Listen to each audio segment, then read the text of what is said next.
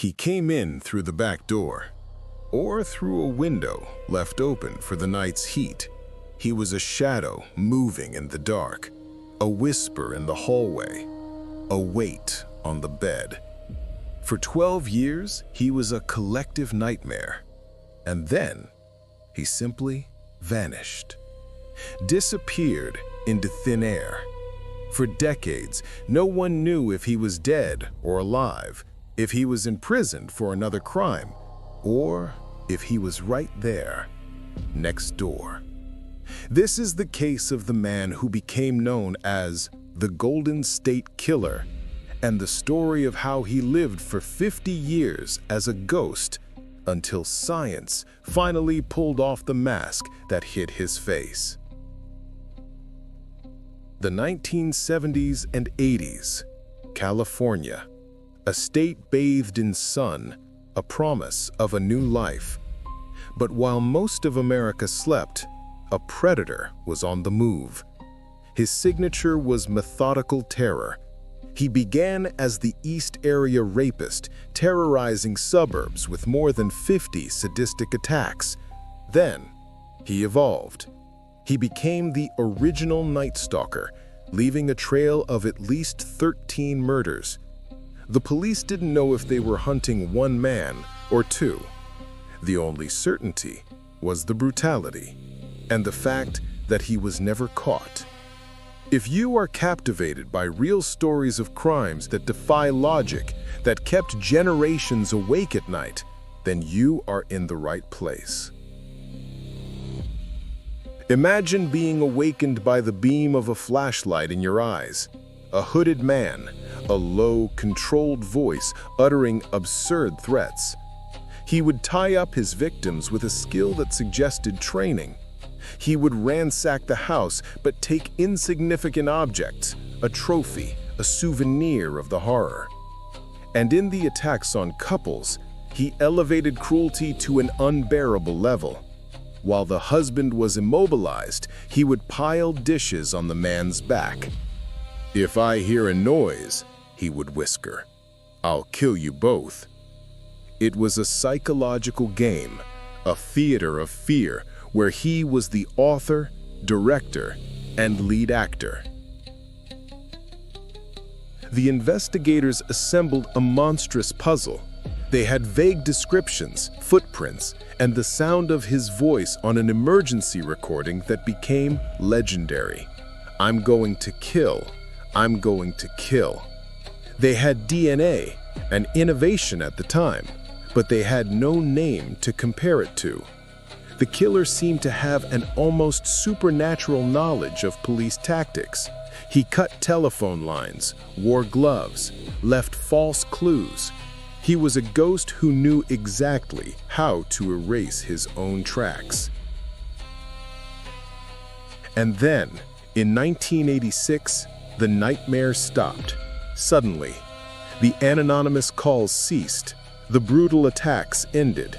The trail of blood simply ended. For the public, it was an uncertain relief. For the police, it was agonizing frustration. Where was he? What happened? The most terrifying theory was that he had died, perhaps in an accident, or committed suicide. Another theory, almost worse, was that he had been arrested for a lesser crime and was serving time anonymously in some penitentiary. But there was a third possibility, one that kept anyone awake at night, that he had simply retired. He was living an ordinary life, too ordinary, somewhere. He could be the man sitting next to you at the baseball stadium, the supermarket cashier, the neighbor who greeted you every morning. He had become a ghost, not by disappearing, but by camouflaging himself perfectly in the daylight. For over 30 years, the case remained frozen, a file on a shelf, a ghost in California's consciousness, until a determined writer named Michelle McNamara coined a name that stuck: the Golden State Killer. And more importantly, a new investigative tool emerged: Forensic genealogy. The twist came from an unexpected place, a public genealogy database where ordinary people submit their DNA to discover their origins. Investigators, in an act of desperation and genius, took the killer's old DNA and compared it to these public samples. They weren't looking for him, but for a distant relative, a third or fourth cousin. And they found one. It was like finding a needle in a haystack, but they found the needle. From there, it was old-fashioned detective work. They built a colossal family tree. They eliminated branch by branch, name by name, until one man remained. A man who had lived at the epicenter of the crimes. A man who had served in the police force.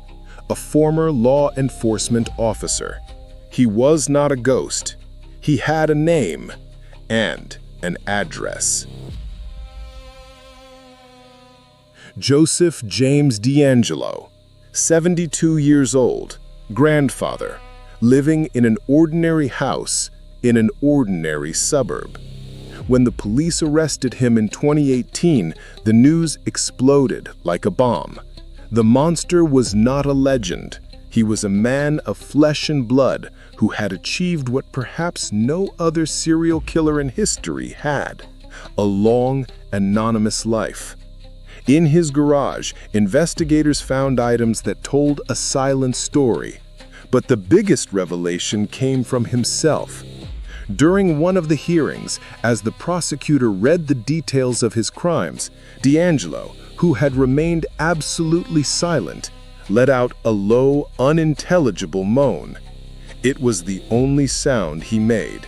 Not a confession, not an explanation, just an empty noise.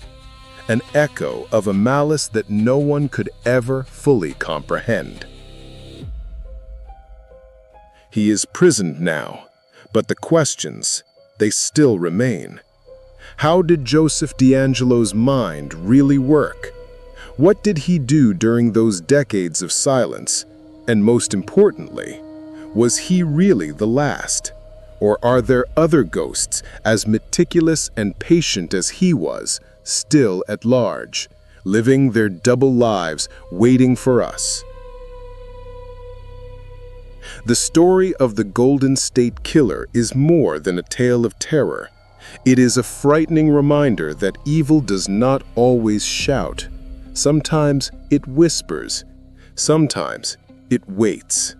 And it is a testament to the power of human persistence and science. It was the combination of detectives who refused to forget and a technology they couldn't even dream of in the 70s that finally brought a measure of justice. A justice that arrived 50 years late, but that proved that no ghost is completely safe in the darkness.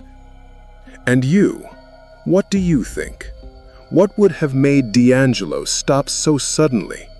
And is there such a thing as a perfect criminal? Or will technology always catch up with the ghosts of the past? Leave your theory in the comments and share this video with anyone interested in the deepest mysteries of justice and the human mind.